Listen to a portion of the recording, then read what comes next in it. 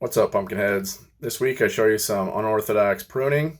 We take a look forward towards pollination, and we work on a watering system a little bit. So let's get to it. You're watching Moby Mike Pumpkins on YouTube.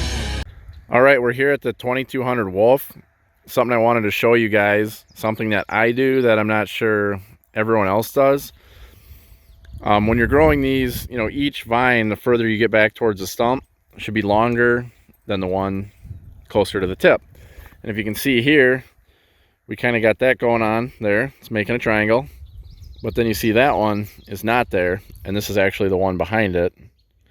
So that would be out further, and then that one should be right in between there. You can see it's stunted. I cut those off. I don't find any purpose in growing them. In my mind, the connection is bad at the vine. That vine will never catch up. You can bury it and it'll eventually start growing well because it's producing its own roots, but if it can't get flow from the vine right now to shoot it out where it should be, I don't think it's going to ever direct flow back into the vine later when we got the pumpkin on. So I think we're just wasting energy growing this vine. I cut it off. I mean, it's a pretty simple lesson. It's in the Bible. If a branch doesn't bear fruit, cut it off. So this thing ain't doing it, cutting it off. All right, let's talk about pollination a little bit. So you'll see a lot of guys, they'll like stick a stake in the ground, like at 12 feet, 15 feet, some guys like 20 feet, and they're like, I am not pollinating anything unless it's past that stake. The feet doesn't always tell the whole story in my mind. Number one, your node length can be different between plants. Some plants have longer node lengths. Some plants have shorter node lengths. When you have a plant with shorter node lengths, it's going to have, more roots and secondaries at the same distance as a plant with longer node lengths.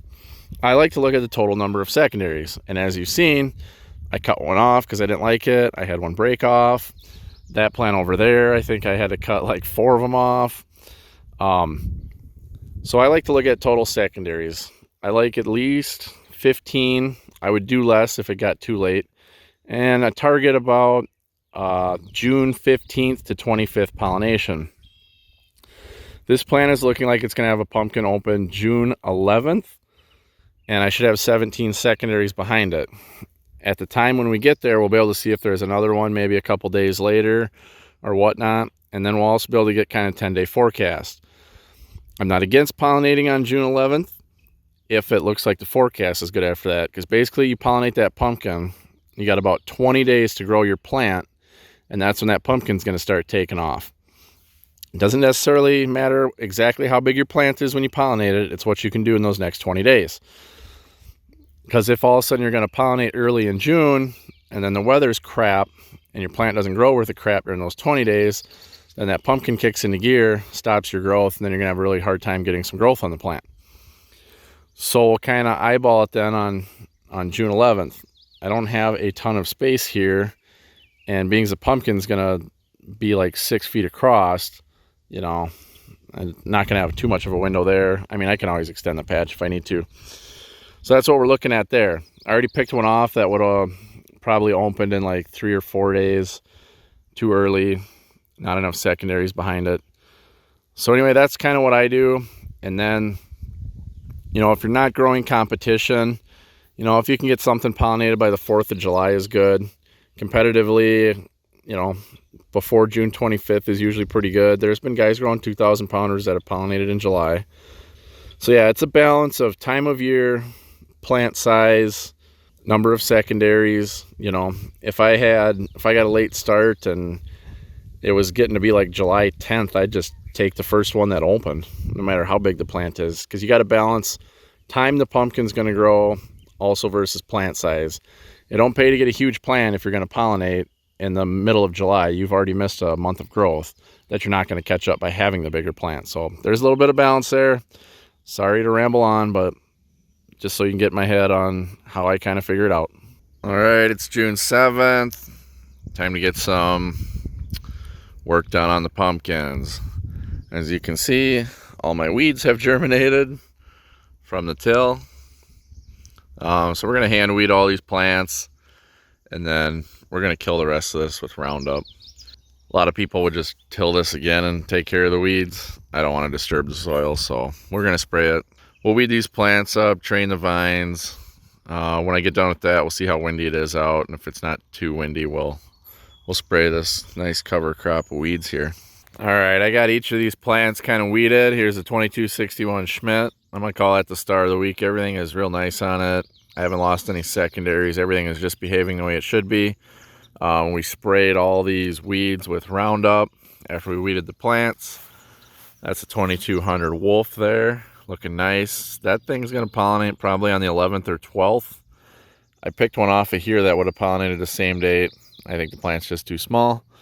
That one I also picked one off of, and I think that one looks like we got one for the 17th, and so does this one. So these two will probably be around the 17th, and that one probably be around the 11th and 12th. So yeah, we got the weeds all cleaned up under the plants, and then we sprayed all the weeds out here, and I finally feel like I kind of caught up with watering here yesterday. So I put 750 gallons down the last 2 days. And then that's another thing I'm going to work on today that we might not get done, but I'm going to go to Menards and get some stuff. So let me show you something else here. All right, so something I'm going to work on the watering system. I was having little problems with it was actually because of the trolling motor. I was mixing up so much crap in the bottom of the tank. It kept sticking stuff in the sprinklers, and then basically I figured out that, well, A, I cleaned the tank out, and then B, after I mixed some stuff, I just shut it off when I started drawing out of there so I wasn't getting stuff clogging the sprinklers. But another thing that's always been a problem is running 3 sprinklers on one pump is just like at the minimum. And after doing some research online, you know, that they want to run between like 30 and 45 PSI, and I'm probably just under 30 and they're wanting to stick. And the more PSI you can have on them, the more you get the shower on the arc.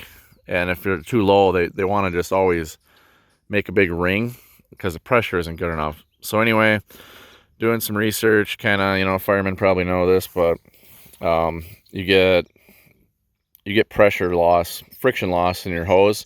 So like say this sprinkler here, it's only like 10 feet away from the header. I got this 50-foot hose on it, and some of the farther ones need to have 100-foot hoses, and those ones with like 100 feet hoses, they're losing like 4 PSI. So I'm going to go to Menards and I'm going to buy a big old 400-foot roll of 3/4 inch poly line. And I'm just going to make permanent lines for everything. And then everything is only the length that it needs to be, not longer. And then these garden hoses, they're all 5/8 inch. And I don't even know, some of these cheap ones might be half. And if they are, that's really bad. But if you buy a 3/4 inch 100-foot garden hose, they're like $70. Well, I can buy 400 feet of 3/4 inch black poly line for like $65.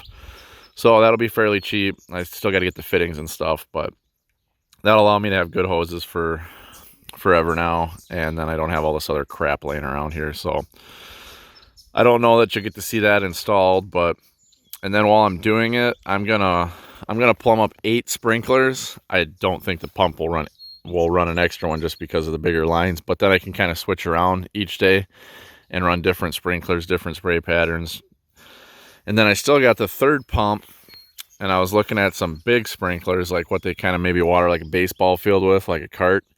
And anyway, I think I could run another 1.25 inch supply off that pump and put a super big one right here, and then arc this whole patch, and or put it in the corner there and arc it back this way. And there'll be some overspray on the sides, but so one of those would output more than 3 of the sprinklers. So we might do that. We'll see. So anyway, I'm going to go play around and see what I can find. Like I said, I might not get it all hooked up on this video, but that's what I'm working on. So, all right, I rigged up a pressure gauge on this sprinkler here, and we're about 28 PSI on the header. And then with 50 feet of hose, we're like at 22 PSI. That's why these things don't want to work real well. And there, if you can see at the header, we're at like 29 PSI. So we're 29 PSI supplying all 3 of these. It's flowing through there. But then by the time we're going through the 50 feet of hose, we're down to like 22. So we got some pressure drop there. Friction loss. So I'm going to try the bigger hoses. The only thing I'm afraid of is with the bigger hoses, they're going to flow more here, which is then going to tax that 1 inch line more, and I'm not really going to gain anything. So I don't know. Like I said, they barely work now, so this isn't going to hurt anything, I don't think. So we'll try that out. All right, so here's our first problem. It's 3/4 inch hose, but if you look, that just slides right in there. Then I looked up the specs. It's 0.875 inside diameter, and where I come from, 3/4 of an inch is 0.75.